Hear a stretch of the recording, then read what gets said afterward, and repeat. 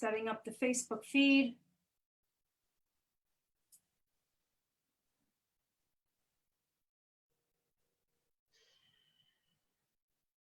Okay. It's feeding through. And ready to go. Okay, great. So now we're streaming. So good afternoon. This is Donna McDine, Reiki Master of Energy Serenity. I have a special guest here today, my dear friend, psychic medium, Rita Gigante. Welcome, Rita. Thank you so much for having me, Donna. Yeah, so good to see your face. I mean, even though we only live 5 doors away from each other, it's been quite some time during COVID. So just a little background for our audience members. We met about 10 years ago at a psychic event that you were holding down in Spark Hill. And we immediately clicked that day. You didn't read me that day. I was read by someone else, but we immediately clicked and we have stayed in touch ever since. And we are now co-authors of Angels Forever Home with Bobby and Rita Massey, the illustrator. So that was quite the journey on that. So welcome, Rita. So why don't you tell our office, our people viewing us today, a little bit about your path as to how you found yourself being this successful psychic medium and healer. It's been a work in progress, that's for sure. It started when I was very young, but I wasn't aware of the abilities. And although I knew I was very sensitive individual, like I could feel other people's stuff, I didn't know that that's what was happening. So as time passed and I got into this, and how I got into this was actually massage therapy. I became very, very aware of my own body in my 20s. And then, and then I worked my way into massage school. And I realized that while I was working on people, I could feel what was going on in their bodies. I could sense things, pick it up. My strongest psychic abilities are clairsentient, which is you feel stuff, and then claircognizant, which means you know things and you're not really sure how you know, you just know. It's like that gut instinct that you get, right? So it wasn't until later on that I fine-tuned even more those abilities. And then the clairvoyance, which is the hearing, and the clairvoyance, which is the seeing, the clairaudient, which is the hearing. Those came probably, I would say, in my late 30s, early 40s, and now they're fine-tuned at this point. The other thing that comes into play, I'd have to say, is the mediumship, which I really didn't know till about 15 years ago that I could do. I was a healer, a teacher, and a psychic. And it just, when my dad passed and he came through, was when I realized I could actually do that. Wow. So yeah, it's been, what I loved about the journey is that some of it was painful because I had to go through my own stuff and clearing my own stuff. But all that did was lead me to all the wonderful places where I am now. So I have no complaints about it. You know, you look back and someone would say, would you do it all over again? I'd have to say, absolutely, yes. Even with all the struggles and the pain and anxieties around it. To be where I am right now, I would do it all over again. Okay. When you refer to clearing your stuff, can you elaborate on that a bit for the audience? Sure. It's clearing old energies, familial energies like family stuff, and especially if you're not in congruence with the tribe's beliefs, you know, like, you know, I was raised Catholic, but this is just a really good example. I was raised Catholic, and then I said, you know what, this is the stuff I believe from this, and the rest of it I just kind of left and said, you know, it doesn't resonate with me. So I would consider myself now spiritual, and connect to many different types of energies or pieces of religions or things like that. But I don't subscribe to anyone, because it honestly, Donna, it really all leads back to love. Any religion you look at, or any spirituality thing you look at, it's all leading to that road, and self-acceptance and non-judgment, and unconditional love. And so that's what I subscribe to. It's just, I made it simple, Yes. but I feel connected to Jesus. I feel connected to Mother Mary and the angels and the archangels. So I do connect to them when I'm working. Right, right. Very interesting. And oftentimes when you are doing a session with the client, whether it be a reading or a healing session, do those entities come in and help you? Always, Yeah. always. Anytime I ask, they are available to help in any way that I need them. And normally I'm looking to them to say, okay, what do you, show me what I need to do to help, because I'm, like we all know with healers, we're the vehicle, right? The person is healing themselves. They're in that energy, and I just ask for the guidance. Okay, where do I put my hands? Okay, what are we pulling energy out? Are we giving energy? That kind of thing. Okay. And a lot of times I can actually feel one of the energies, whether it be Jesus, Mary, whoever, hover over me, with their energy, and I can actually feel their energy come through my hands and into the person. So How fascinating. It's a really loving, compassionate, very peaceful energy. And that's, to me, everybody has to get in that place anyway to heal, right? That's why I called, my my business Space of Grace. For me, everybody needs to get into that space of grace in order to be able to heal. So absolutely. And when you have a new client, do you guide them beforehand? Is there something they need to do in preparation of a session with you? What I find that when someone makes the appointment, there's already preparations being done between the spirit world and that person. And then, I just tell them come with an open heart and an open mind and have no expectation, because you're going to get exactly what you need. It's just, keeping yourself open to it.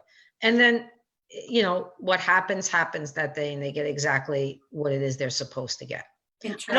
I used to question it sometimes, like when I first was doing this, I would be questioning spirit going, yeah, but maybe, and I realized, yeah, that's not how it, you just allow. And I feel that in most everything in your life, if you just allow the moment to happen without those expectations, I think we're less disappointed in the long run. There's no disappointment, and you're really in a state of surrender, which then the energy can move through so seamlessly. Okay. So seamlessly. And so, I urge everybody who's listening to know that to try and let go, to even, especially in the time we're in now with all of this that's going on. Yes. Just be an acceptance of where you are, because there are good things happening as well. Yes. If you can come out of the drama of the TV, and I mean the news and all the other stuff that's scary, and come into your center, you will know that everything is okay. Yes, definitely. Now, before you have a session with the client, do you do special preparation for your own energy? Yeah, I have a conversation with spirit like we're having. It's always out loud, because I feel connected when I speak like that. And sometimes I'll write, but most of the time I'm speaking. And then I just do some breathing exercises, and I ground myself. Like, I'll imagine myself sitting up against a tree if I can't get outside, and my feet firmly planted in the ground, and I can feel the roots of the tree kind of pulling me in. But then I open up my crown and I allow spirit to come through while I'm grounded. And it really only takes less than 5 minutes to do that. Right. And feel that way. Sometimes I put a protective shield around me, like a bubble of white light. Some people like to use gold or silver, or whatever color you feel connected to is fine. Right. That's just, simple. The one thing I've learned throughout this whole process, Spirit always says to me, just keep it simple. Right.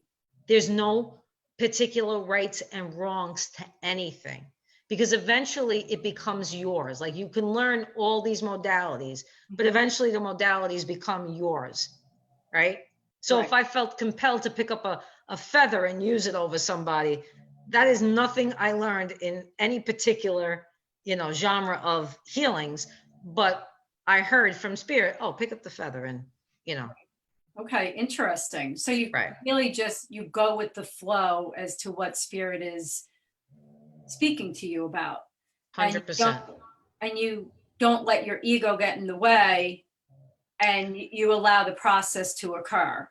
The process has to unfold the way it needs to for the person. It has nothing to do with me. Right. So if I allow my ego to get in the way, then I'm not doing a proper healing. So that needs to always be in check. Right. Needs to always be in check. And besides the readings that you do, what type of energy healings do you offer to your clients? So I am versed in Reiki like you, but I don't necessarily use, every so often I'll use a symbol, that comes through, but that's because spirit prompts me to do it, not because I'm doing Reiki or anything. Chakra balancing is something I do all the time. It's something I feel connected to, mostly out of all the things that I've learned. But I love doing sound healing. So I'll use tuning forks to do the sound healing. Sometimes I'll use essential oils to help with the healing process. Again, this is what I mean by it becomes your own, because you'll get messages as you're doing it as to what to do for that person as it's happening. Yeah. So basically no healing session is the same. Never. Right. Never. Even if I put my hands on the same areas of the body, like if spirit says they need their feet, solar plexus, and heart work done again, even though I did it, let's say last week, still a completely different thing because they're channeling different energy in. Or we're pulling out energy. Right. That doesn't need. Elaborate on that when you mean by pulling out the energy for people that are watching this. So sometimes, when we're frustrated, angry, enraged, upset, whatever it is, whatever negative energy that we're feeling, it can get stuck in the body. Okay. Grief is very, very prevalent in getting stuck in the body when someone has not been able to get through someone's passing or losing someone, even, breaking of a relationship. But if the grief gets stuck in the body, it usually gets stuck in the lungs, in the heart, or in the breast area, right? So what I will do is go in, and if I hear from spirit, we got to remove that. It'll look like almost like a cloud, but a darker cloud. It won't look like the beautiful bright white clouds. It'll look like a darker cloud. And they'll say, we need to remove that, and we need to bring in light in that area. So I am prompted then to put my hands there, and I can feel it being pulled out. Okay. And then I'll kind of like shake it off of me, right? And I put my hands back, and then I can feel the energy from spirit come through my crown or my head here into my hands. And now we're bringing energy to that person, because you have to fill the void. Once you pull the energy out, you have to fill that void. You can't just leave it there, right? Very okay. Now, the reason why that's so awesome is because it doesn't matter who's doing it. The reason why it's awesome is because if the person allows that to happen and we can bring that energy in, it may never have to go physical. But if someone doesn't take care of that, right, and it goes on for years and years and years, well, then maybe we end up with chronic pneumonia because of the lungs. We end up with, anything having to do with the lungs, the heart, or the breasts. Something will occur physically if we don't release that. So it's almost a preventative type of thing when you're doing it. Because if it hasn't gotten physical yet, that's the best. Then you go into the either emotional, the mental body, the spiritual body, the causal body, and you find where it originated, and you go and you release it. Great. And once you do a session with the client, is there anything that they can do afterward to make sure that they continue to stay balanced if they can't get back to you? Yeah, I always teach them to ground. Great. I always teach them where the chakras are and their colors and what they can imagine the color and how to clear them. And I tell them to drink a ton of water for the next at least 3 days, not too much caffeine. If they could stay away from it at all, that would be great. Right. Interesting. So now during this whole COVID, and yes, we've all led very busy lives before this, and, being on that hamster wheel, doing what we wanted to do. Now that people are stepping back a little bit because they've been forced to work from home and not be out and about in public so much, what do you recommend to people to calm their energies down and to remain focused and know that this is happening, but this does not have to define chaos Right. around us at every second? Right. And I think it's important that, for me anyway, let me explain what I do, that maybe it'll help some people, and then I can give other suggestions. But I like routine, right?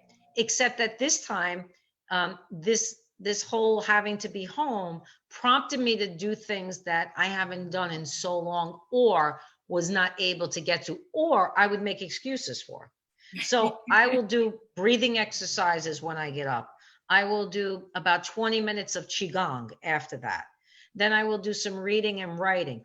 I can tell you that I am busy the whole day. Mhm. But what I'm doing now is taking care of myself so that I can be of more service to others, especially when this is all done and we're able to coexist again the way we used to. Yes. So having a routine, I feel, is good, just to have a clear head. Mhm. Okay. Whatever that is, whatever you deem that to be. And exercise for me is very important because I feel it's a stress reliever. And that could be any form of yoga, Tai Chi, Qigong, weights, cardio, and it doesn't have to be elaborate, you Mhm. know? So that has helped me. Reading, writing. It took a pandemic and 8 years to start my next book. So I'm in, you know what I mean? It's like I'm in the middle of my next book. Right. So I'm grateful for all of that. The other thing I do, and I know sometimes this is hard for people, is meditating, but I think people need to understand that meditation comes in many forms. Mhm. And it doesn't have to be for long periods of time. It just has to be for a period of time that makes you feel at peace. Yes. Okay. Listen, I'm all for TV as far as watching a good series, binging something. I think that's a great way to get. I've decluttered everything, and I'm not a clutterer. So you could imagine that I went in and fine-tuned any kind of clutter that there was in my house. So even that is very helpful to kind of bring the stress down. And finding ways to, some people use food. And you know what? I find nothing wrong. Like, if you feel like you got to have a, whatever it is, an Italian hero, Zeppelis, I don't care. I'm going Italian, but it could be anything. Right. Have it. Yep. You don't have to have it every day, but have it if it makes you feel good. This is Right. the time to allow yourself, to investigate you, to redefine you the way you want to, Yes. So I think this is a great opportunity to be able to do that. Absolutely. And being outside, to me, is the best way to feel grounded and at peace. When I'm in my backyard, or I'm like sitting up against a tree, or I got my feet in the grass, oh my God, Right. that is the best feeling. And now that we're having good weather in the Hudson Praise Valley, God. Right? it helps Like, tremendously. And just speaking with my nephew this morning, it's finally nice for a few days in a row. This is great. Yeah. So that's been terrific. And I know that I've experienced healing from you, but beyond your healing, before the COVID, Space of Grace Healing offered different types of group sessions. Yes. And so yes. elaborate more on that, between your meditation sessions. Yeah, we would do these great meditation sessions, and they were about everything and anything. So one of them may be, let's go through the chakras and heal them, and then I would do maybe a few minutes of hands-on healing with the people. Mhm. And we had another one with manifestation of and it could be for money, it could be for a new career, it could be for anything. So I love the meditations. because I feel like everybody gets so much out of that. Yes. We had people meet their guides in another meditation, or their loved ones. And then there were ones where we were working on the earth, you know, as a group, we were working together to heal the earth. And then we have what's called moon ceremonies. So it's either a full moon or a new moon, where we would have the ceremony, and, you know, we'd gather around the table, we'd set our intentions, we'd light some candles, we'd have some readings that I would do for people, and then some prayers that we would say. That was a lot of fun. It really was a ton of fun. We do mediumship, where I'd get a group of people together, and we bring in everybody's loved ones, and you know, and I love that only because there's so much healing that comes with that, so much peace and closure that can come with that, you know. We did laying on of the hands, which is not a usual thing, but it's like any other healing, you know, and you don't have to be a priest to do it, you know, or a rabbi or anything. You know, you can just channel that energy, the Holy Spirit, and bring it through to help heal people. And we have the Magna Sphere, which is another device that we use. It's a whole body magnetic resonance therapy, and it's very benign. You sit in a chair, and I program in, you know, whatever you need, which could be for arthritis, it could be for anybody who has an autoimmune, it could be for anxiety, depression, tension, headaches, anything. So people have enjoyed that, and I've gotten great response with that, with the Magna Sphere. So we do have a lot of diversity, I want to say. But what I love, because my wife, Bobby, is a nurse, I love that we complement both the medical and the metaphysical. Yes. It's like, you know, we treat the whole as opposed to just the body. Right. And I know that as I've attended different events through your programs, I often, as well as many other people, refer to it as the safe haven. Because we're provided those opportunities at the end of different sessions if we want to share our own personal experience. And oftentimes when someone does open up to that, it resonates so deeply with someone else in attendance. Yes. And then it tends to make them more comfortable. Wow, I'm sitting here with such high positive energy that you walk out of these group get-togethers just walking high. Yeah. And it's exhilarating. It really Absolutely. It is, and that energy is left behind in our house, which then builds on the energy that was already there. Yes. You know, because when people walk in, they go, "Oh my God, I feel so peaceful here. Can I rent one of your rooms for the weekend?" You know, and I'm like, you know, we pride ourselves that we do kind of make sure that the energy is high vibration and serenity, that feeling of serenity when they walk in, because we want people to know that they're welcome, you know. And I found too that oftentimes people that are just meeting for the first time instantly click with one another. Yeah. And these great friendships have developed because of that. And people get so excited to see each other again at the next event. And it really becomes an old, you know, get together again. Yeah, it's like family. It's like it's like you walk in, it's like family, you know. Right. It's a great feeling, and that's, you know, I mean, I miss that now. I miss that now. But there's also something to be said about having your home back, because we're, you know, but you know, I'm a people person, so I love groups. I love to work in groups, you know. But it's again, it's a new type of energy. I'm working online, I'm working on the phone, I'm working. The energy is the same no matter how you do it, even if it's distance work. You don't have to be in person. I need people to understand that, because they always feel like, oh, is it better if I come to you? It's the same. Right. It really is the same. I just need a picture of somebody so I can connect to them. Past that, we're all good. Yeah. I've experienced that myself.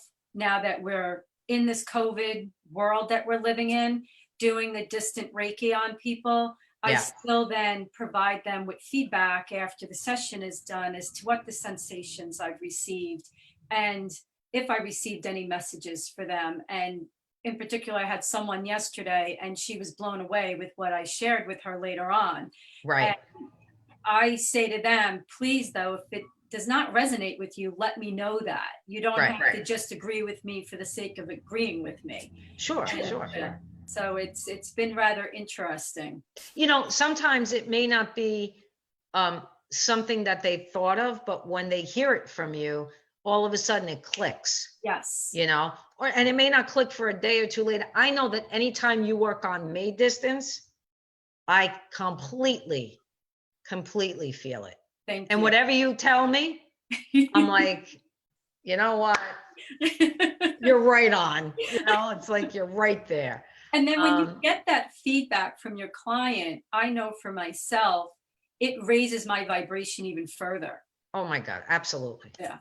You get that confirmation and you're like, thank you. I'll take some more of that. Yeah. Right? Oh, yes, definitely. So for those of you that don't know you and are not familiar with how to get in touch with you, where can they visit you to learn more about you and your services? Okay. So they can go to spaceofgracehealing.com.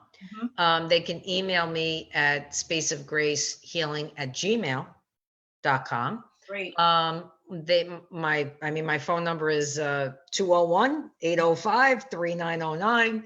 And if they want to send me an email to get on the email list, or they go onto the website, they can go onto the website and put their email right in if they want to connect. Excellent. And I know that you have a special offer going on this week. Yes, tomorrow, which right now I'm booked, but I'm actually moving people to Friday because that's what you do when you get that kind of a response. So taking people for Friday, if anybody's interested. The special is 15 minutes for $30 or a half hour for $50. And then the monthly special is either a healing or a mediumship reading for $100 for the hour. Excellent. Very good. So it's been delightful having you here today. And always a pleasure to speak with you. I got to see your face. I know we've spoken on the phone quite a few times during all this, but it's been wonderful to see your face and connect this way. And I miss you and Bobby, and I'm glad that you both are doing well and your families are doing well. And I want to wish to the audience members, please continue to stay safe and well. Yes, absolutely. And be kind to yourselves. Be kind. Yes. No judgments, especially on yourself at this time. That's a good way to end our time together, is to always be kind to yourself, because if we're not kind to ourselves, we really cannot function well for our loved ones. That's right. So that's right. Thank you so much, Donna. Thanks love you, my friend. Love you too, my friend. I'll talk to you soon. Okay, love. Bye now. Bye-bye.